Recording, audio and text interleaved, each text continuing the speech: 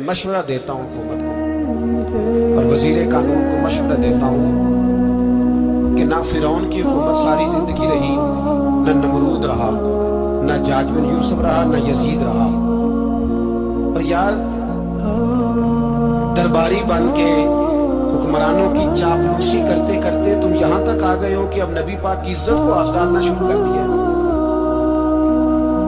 और आप यकीन करें सियासी जमातों का इतना बुरा हाल है कि इनके लीडर के बारे में कोई बात करे तो पागल हो जाते हैं ये एहतजाज कर कर। और उसने डायरेक्ट कह दिया कि खत्म नबूवत का मसला ही कोई नहीं, जो दीन की बुनियाद है, किसी को परवाह नहीं। मुझे तो उन लोगों की फिक्र हो रही है जिन लोगों ने इन्हें वोट दिए, वो अल्लाह को क्या जवाब दें। और ये अल्लाह माशाल्लाह सारी सियासी जमातें इस तरह। और मेरा वजीर कानून साहब को भी मशवरा है कि जिंदगी बड़ी थोड़ी है, बड़ी थोड़ी। अल्लाह सबको माफ करता है, अपने रसूल के गद्दारों को माफ नहीं करता। और यहाँ तुम्हारी गाड़ियों पे झंडे लगे हुए, वहां भी तुम्हारे झंडे लगेंगे, पर इसलिए लगेंगे कि ये गद्दार है, नामूसे रिसालत। ये झंडे लगेंगे। शर्म करो और डर जाओ, बस कर दो। तुम्हारे मुंह में अब दांत पूरे नहीं रहे। कोई शुगर का मरीज है तो कोई ब्लड प्रेशर का, तो कोई हार्ट का, तो कोई कैंसर का। शर्म करो और अपनी कब्र की भी थोड़ी सी फिक्र करो। बताओ पाकिस्तान के कितने सदर गुजरे, वजीर आजम गुजरे, तो उनकी कब्रें कहाँ हैं? कोई जाता है उनकी कब्रों पे? किसी को खबर है? क्यों अपने लिए जहन्नम इकट्ठी करते? सारा कुछ दुनियादारी रह गई है, सारा कुछ सिर्फ यही रह गया। हजरत अबू बकर सरदार थे, हजरत उमर सरदार थे कबीले, हजरत उस्मान सरदार थे। उन्होंने सरदारियों को ठोकर मार के रसूलुल्लाह के कदमों में बैठना पसंद किया। सरदारियां छोड़ के गुलाम बन गए। तुम सरदारियां बचाने के लिए रसूलुल्लाह की गद्दारी करते हो, शर्म नहीं आती? और कौन शिकवा है मुझे इन लोगों से जो मौलवी तो कह देते हैं तू सियासत न कर, और किसी सियासतदान को मना नहीं करते कि जब तुझे सूरत फातिहा भी नहीं आती तो तुझे किसने इजाजत दी है इतनी बड़ी बात।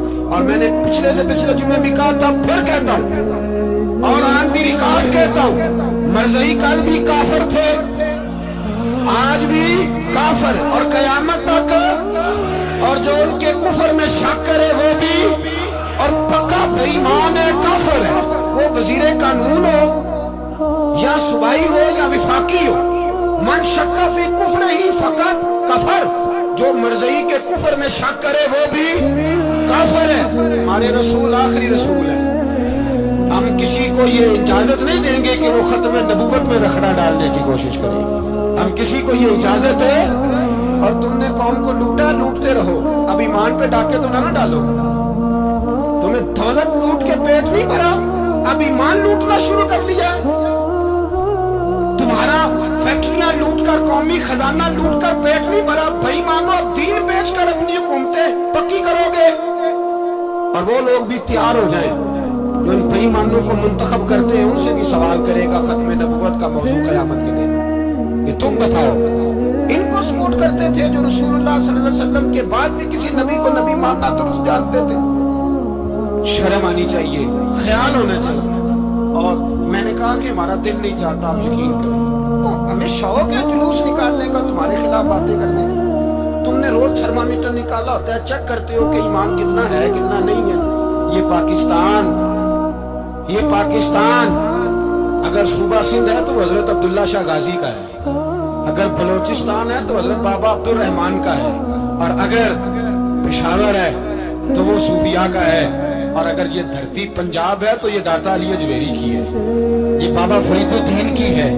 इसमें किसी गद्दार को कब्जा करने की इजाजत बिल्कुल नहीं मिलेगी। और हम वो लोग भी नहीं जो चुप करके अंदर सोते रहे, कौम जो करती है करती रहे, हमें परवाह नहीं ना, ऐसी कोई बात नहीं।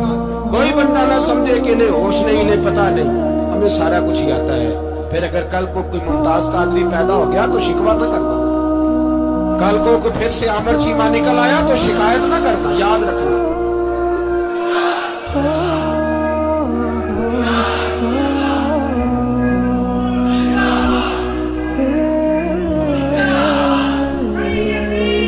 तो मेरे भाई खोल के बोल, या नबी रसूल के बोल।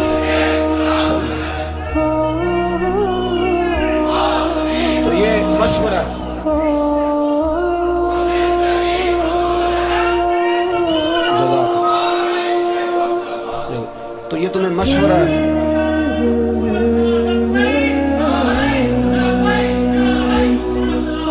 میری بات سن، یاد رکھیں یہ لوگ بعد میں پچھتاتے ہیں، پھر مناظرے کراتے پھرتے ہیں اس نے صحیح کیا کہ غلط کیا، پھر انہیں ہوش آتی ہے بعد میں، پھر ان کے ہواری نکل نکل کے میدانوں میں دلیلیں دیتے ہیں۔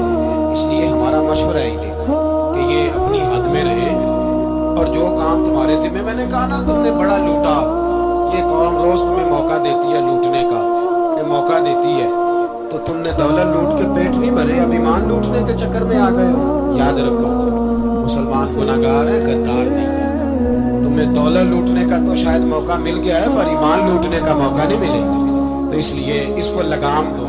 اور ویسے بھی کتا جو پالتو ہوتا ہے نا، اس کو گھر کے اندر سنگلی سے باندھ کے رکھنا چاہیے۔ یہ تمہارے بوٹ ووٹ چاٹتے ہیں، بھونکتے ہیں تمہارے حق میں، وزارتیں لیتے ہیں، ہم نے تو کوئی وزارت نہیں لی تم سے، اور نہ ہمیں شوق ہے، اس لیے کہ ممبری کیا کرنی ہے جس کو ممبر رسول عطا کر دیا جائے، اس نے کیا کرنی ہے یہ ممبریاں جس کو پکا پکا ممبر رسول دے دیا جائے، تو اس لیے اس سے باہر آؤ۔ میں نے کہا بڑے بڑے نمرود، فرعون، قارون دفن ہے، تمہارا بھی نام تک نہیں ہوگا، بالکل نام نہیں ہوگا۔ اس لیے ہمارا مشورہ، اور آپ لوگ بھی آئے نا یہ اگلے سال تو ان کو کھڑا کر کے پوچھ لینا، اسلامی جمہوریہ پاکستان کا تم نے ایم پی ایم نے بننا ہے، پہلا کلمہ ہی صحیح سنا دو، چلو خدا کا واسطہ یہی بتا دو کہ تمہیں نماز بھی ڈھنگ سے آتی ہے کہ نہیں، اور آپ کی موج ہے، آپ بٹھا لیتے ہیں سر پہ، کیا کرے، سمجھانے والے مفت گناہگار ہو گئے اور بہکانے والے سب تمہارے یار ہو گئے۔ اس لیے یہ چھیڑتے ہیں جان بوجھ کے، اور پھر جب کوئی ممتاز قادری علیہ رحمہ پیدا ہوتے ہیں پھر انہیں دشواری ہوتی ہے، پھر ان کا جینا مشکل ہو جاتا ہے، یہ موقع دیتے ہیں، پتہ نہیں کس کے ایجنڈے پہ عمل کر رہے ہیں۔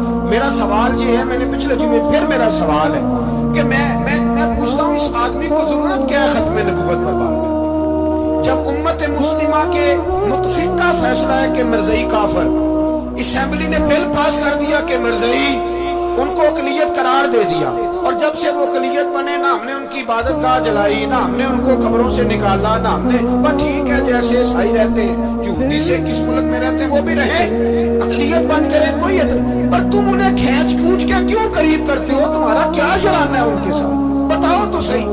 ان لوگوں سے ان کو چاہیے اپنے منہ میں لگام ڈالیں، اور اگر نہیں ڈالیں گے پھر انشاءاللہ ڈالی جائے گی، اور بڑی تگڑی ڈلے گی، اور پھر ایسی ڈلے گی ایسی ڈلے گی۔ سلمان تاثیر جب مرا تھا نا تو 5-5 لاکھ روپیہ مولویوں کو آفر کی جنازہ پڑھاؤ، 5-5 لاکھ روپیہ چھوٹے چھوٹے مولویوں کو، اور داتا صاحب کی مسجد کے خطیب بھی صوبائی جو تھے وہ خطیب تھے، ملازم تھے، انہوں نے کہا کہ ایمان نہیں بھیجنا، نکالنا ہے نوکری سے تو نکال دو۔ مزید ایسی اسلامی ویڈیوز کے لیے ہمارے چینل کو سبسکرائب کریں۔